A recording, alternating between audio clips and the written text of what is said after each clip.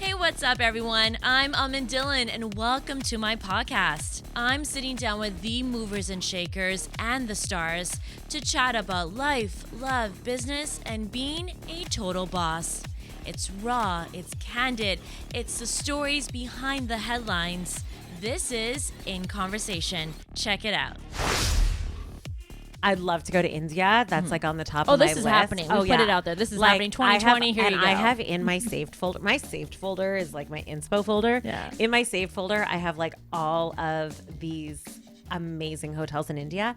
I only like brown guys.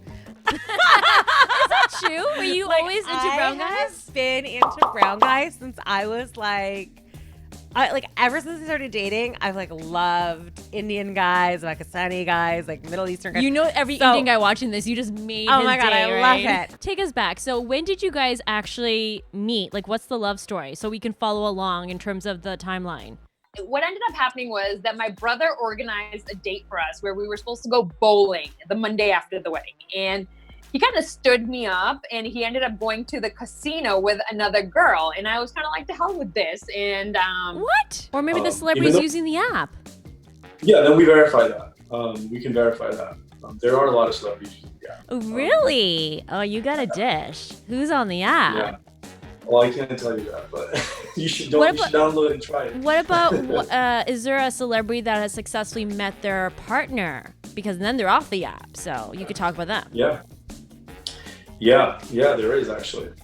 Actually, I'm glad you brought the Punjabi language because obviously your English is amazing. So I know you could sing English songs all you wanted, right? Yeah. But you've chosen still to remain in the Punjabi language industry. So why is that? You know, I want to rap, man. I will say that Punjabi is. I'm such a proud Punjabi man inside. JONITA Gandhi. Hey, girl. Hi, everybody out there. What about hi, to Doug. me? Are you going to say hi? Oh, Thank hi, you. Amin. Thank you.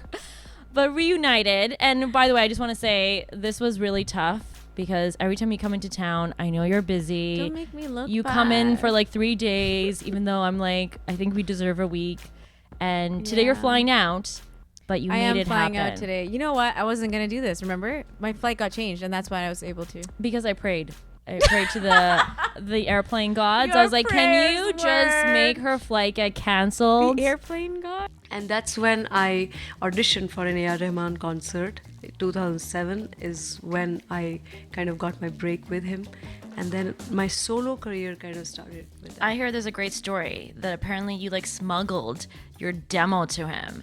I don't know. I didn't smuggle. This is the story online. I'm picturing him eating lunch and he opens it and somehow your demo, you paid off the waiter or something. So what's the real story? How did you get him to listen to your demo? So what is your favorite Canadian thing? When you come to Canada, what do you have to try or go to? Anything? I think it's a pretty predictable answer, but I'm a coffee person, so Tim Hortons. Everyone always says that. I love it. Okay, you just get coffee there, or are you getting the donuts? You gotta get donuts. I have tried the donuts, but I'm not much of a sweet tooth person. So bummer. Oh, but I love the bagel. You guys have this everything bagel which I love. Good choice. Okay, tell me, who is your celebrity crush? When you're young, when you have this dream and then it feels like you're not moving forward, it can be really tough. A lot of people would have given up. So tell me about that time. A lot of things, are also said too soon in the media, where a 23-year-old kid did a very big Salman Khan film.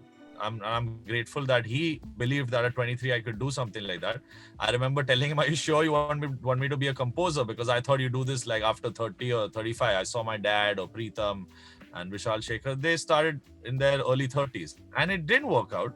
And I saw publications write, not a chip of the old block. And this Malik does not have it.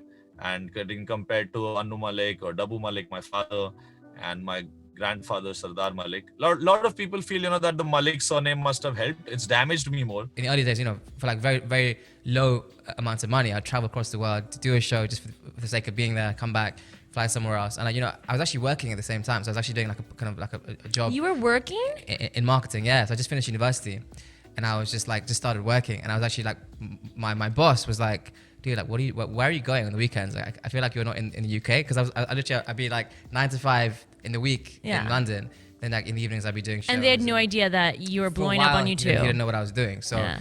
he was a bit like, you seem really tired, like, is everything okay? Yeah. And then my boss is like my biggest fan. He's the guy, literally, he convinced my dad to let me leave work. Because my dad was like, nah, come on, man. Like, you're not gonna, you know, make this into a career. I mean, not in a harsh way, you know, as a standard. He's being a parent. Yeah, and I mean, and he's very, very chilled for a dad for sure. But you know, my boss was like, what are you doing here? Like, leave. Like, you know, obviously this is what you're kind of, you know, What a great boss. yeah. So I mean, I think obviously because I wasn't working that hard at my job anyway, so probably like just leave anyway. It's a good riddance. Go. Like, I love love stories. So what is your love story? How did you and your fiance meet?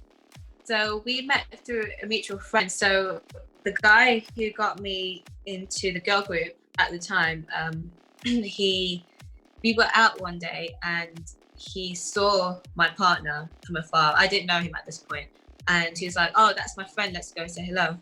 So then we ended up meeting my partner and they said hello. And then he looked at me and he was like, you are the most beautiful thing I've ever seen in my life.